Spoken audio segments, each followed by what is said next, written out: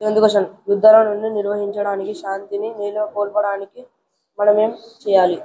పిల్లల నుండి పెద్దల వరకు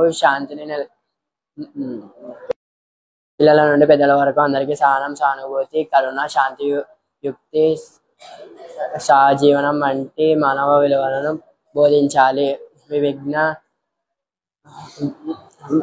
విభిన్న సంస్కృతులు, మతాల గురించి అవగాహన పొందాలి. యుద్ధాల దుష్ప్రభావాలను